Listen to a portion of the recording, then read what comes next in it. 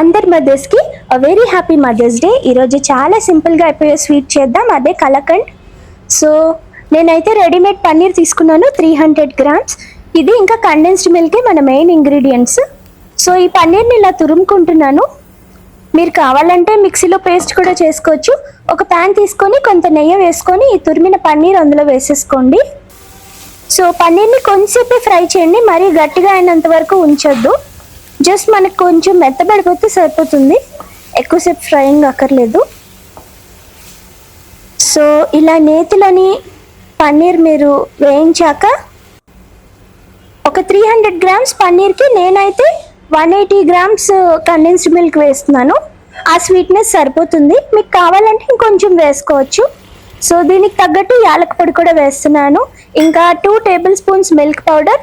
ఇది ఆప్షనల్, ఉంటే వేయండి లేకపోతే పర్వాలేదు. సో ఇవన్నీ బాగా మిక్స్ చేసుకుని దగ్గరికి తెచ్చుకొని స్టవ్ ఆఫ్ చేసేయడమే. సో మిల్క్ మేడ్ వేసాక ఎక్కువసేపు స్టవ్ ఆన్లో ఉంచొద్దు. నేను ఈ టిన్లోని మంచి షేప్ కోసం బటర్ పేపర్తో లైన్ చేశాను. ఇందులోనే మన కలకండ్ని ట్రాన్స్ఫర్ చేసి ఇంకా మీకు నేతిలోని వేయించిన డ్రై ఫ్రూట్స్ని చిన్న పీసెస్ కింద కట్ చేసి వేయండి దాని మీద. ఈ స్వీట్ మీద మంచి క్రంచ్ ఇచ్చి చాలా టేస్టీగా అనిపిస్తాయి. సో ఫ్రిడ్జ్లోని ఒక 1 అవర్ ఉంచితే మీరు ఇలా కట్ చేసుకోవచ్చు కలాకండ్ని స్క్వేర్స్ కింద. చాలా టేస్టీగా ఉంటుంది. మనం యాక్చువల్ కలాకండ్ చేయాలంటే చాలా టైం పడుతుంది పాలతోని. సో ఇదైతే మీకు చాలా ఫాస్ట్గా అయిపోతుంది, జస్ట్ 10 మినిట్స్లో అయిపోతుంది. తప్పకుండా ట్రై చేయండి. Okay, bye.